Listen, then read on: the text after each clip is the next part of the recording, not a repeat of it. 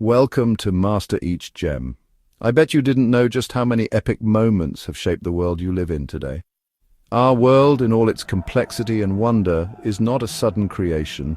It is a tapestry woven over millennia, each thread a story, an event, a decision that has led us to this very moment. Today we embark on a remarkable journey, not across continents or oceans, but through time itself. We will witness the epic moments that have served as the great turning points in the long and often turbulent story of human civilization. These are the pivotal events, the hinges upon which history has swung, shaping the very foundations of the societies we inhabit, the technologies we use, and the ideas we hold dear, from the quiet crumbling of ancient empires to the deafening roar of new machines that would forever alter the rhythm of life. Our story is one of profound and constant transformation. We will explore how these monumental shifts, driven by ambition, conflict, and ingenuity, have left an indelible mark on our planet and our species.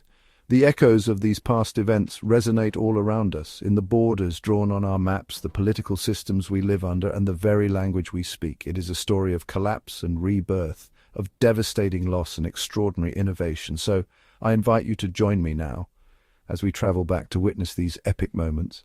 By understanding the forces that have shaped our past, we can perhaps gain a clearer perspective on our present and a deeper appreciation for the intricate, interconnected narrative of our shared human story. The journey begins now into the heart of the events that sculpted the world we know today. Here, in the heart of Europe, a vast and powerful organism once thrived. The Roman Empire, for centuries, was the undisputed master of its domain. Its arteries, the great stone roads, carried legions, trade, and ideas across 3 continents. Its cities were marvels of engineering and culture, a testament to a highly organized and dominant civilization. But like all great powers in the natural world, it was not immune to the slow, creeping forces of decay. Its decline was not a single cataclysmic event, but a long, drawn-out process. A gradual weakening from within and relentless pressure from without. The symptoms of its decline were many. Economic instability, political corruption, and social unrest began to erode the very foundations that had made Rome so formidable. The empire had overstretched, its resources thinning across frontiers that became ever more difficult to defend. From the north and east, new, vigorous peoples, whom the Romans dismissed as barbarians, began to press upon its borders. These were not mere raids, but great migrations, a tide of humanity seeking new lands, driven by forces we can only now begin to fully comprehend. The final sack of Rome in 476 AD was not the cause of the fall, but its final, undeniable symptom. The collapse of this colossal structure left a power vacuum in Europe, the likes of which had not been seen for 1,000 years. The intricate systems of law, trade, and administration that had bound the continent together simply dissolved. In its wake, a new, more fragmented world began to emerge. Kingdoms rose and fell, and a new social order, feudalism, took root in the fertile ground of the empire's ruins. This was the end of the ancient world, but it was also the dawn of a new, uncertain era, the Middle Ages, a period that would shape the destiny of Europe for the next millennium.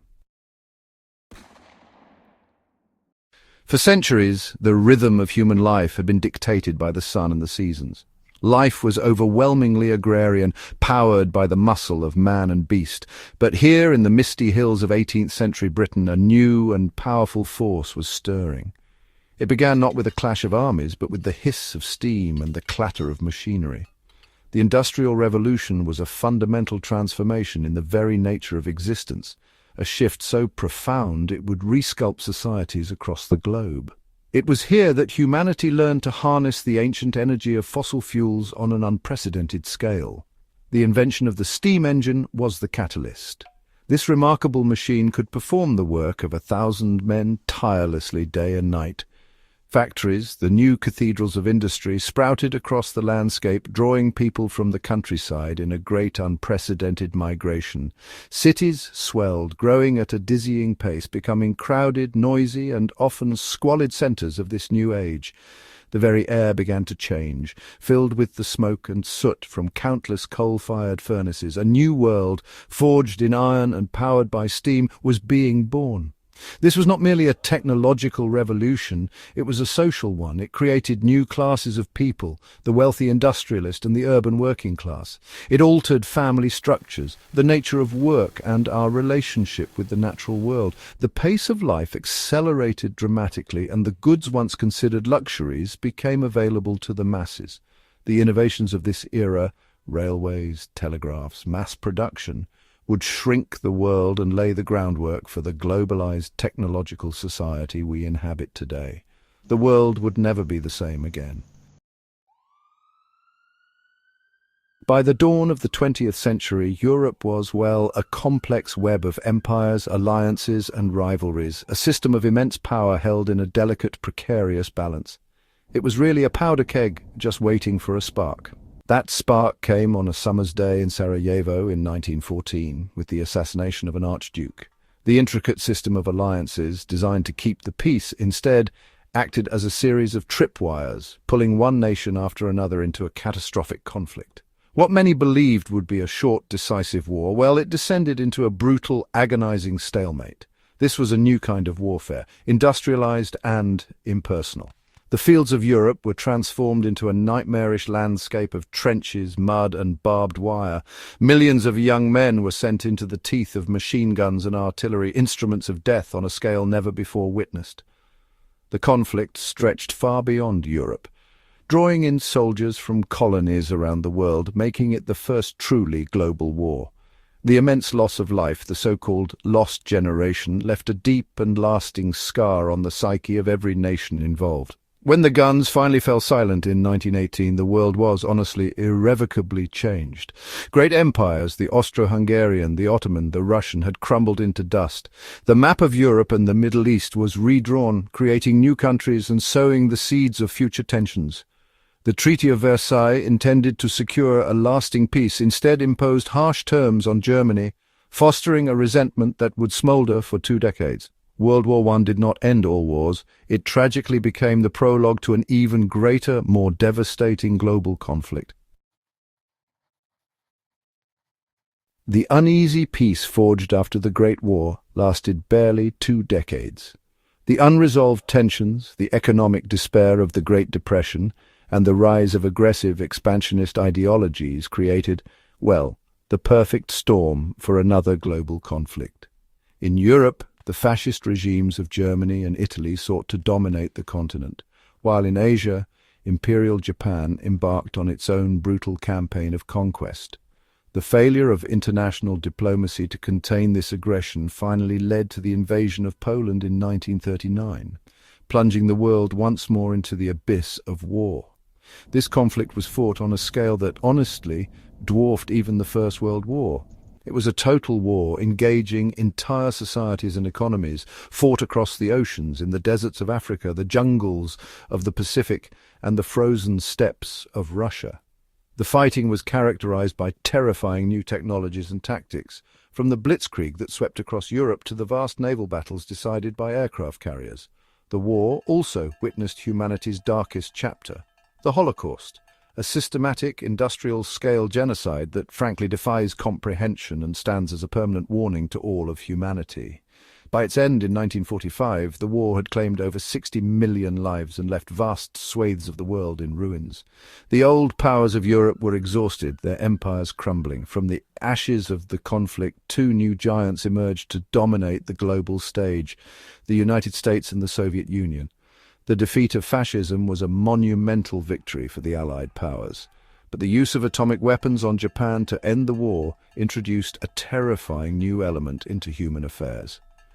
The world was saved from one tyranny, only to enter a new, tense era of ideological struggle. The end of the Second World War did not bring lasting peace, but rather a different kind of conflict, a Cold War. It was a global struggle for influence and ideological supremacy between the 2 new superpowers. On one side stood the United States and its allies championing capitalism and democracy.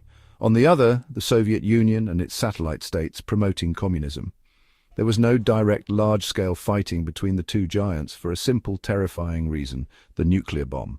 The knowledge that any direct confrontation could lead to mutual assured destruction cast a long, dark shadow over the entire planet. This ideological battle was fought by other means. It was a war of spies and propaganda, of proxy wars in places like Korea and Vietnam, where the superpowers backed opposing sides, leading to devastating regional conflicts. It was a race for technological and military superiority, most famously expressed in the space race, where reaching the moon became a symbol of national prestige and capability. The world was divided into two camps, separated by an iron curtain that ran through the heart of Europe, symbolized most starkly by the Berlin Wall, a concrete manifestation of the world's deep division. For over 4 decades, this tense standoff defined global politics. Every international crisis, from Cuba to Afghanistan, was viewed through the prism of this superpower rivalry. The constant threat of nuclear annihilation shaped the lives of generations, a background fear that really permeated culture and society. The eventual collapse of the Soviet Union in 1991 marked the end of this era. It was a victory not won on a battlefield, but through economic pressure and the desire for freedom within the Eastern Bloc, ending the great ideological struggle that had held the world in its grip for nearly half a century. As our journey through time concludes, it becomes clear that we do not live separately from history. We live within it. The fall of Rome demonstrates how even the mightiest structures can collapse, leaving vacuums that shape civilizations for 1,000 years. The smoke from the Industrial Revolution's factories has not fully cleared. Its legacy is our modern technological world, but also the climate challenges we face today. The great wars of the 20th century redrew our maps and created international institutions like the United Nations in a desperate hope to prevent such catastrophe from ever happening again. These events are not relics in a museum. They are the living DNA of our present. The Cold War's end shaped the geopolitical landscape we navigate now, and the struggles for power and influence continue, albeit in different forms. The technologies, the borders, the alliances, and the very fears that define our 21st century world are the direct descendants of these epic moments. Understanding this continuous thread is not merely an academic exercise, it is essential for understanding ourselves and the world we have inherited. History is a relentless and powerful current, and we are all carried upon its flow. By reflecting on these pivotal moments, we gain not only knowledge but wisdom, a perspective on the fragility of peace, the pace of change, and the enduring resilience of the human spirit. If you have found this journey insightful, I encourage you to subscribe to Bookiebird for more explorations into the stories that have made us who we are. For the past is never truly past, it is always with us. Thank you for watching. If you enjoyed this video, please like and subscribe to Master Each Gem for more epic moments and stories.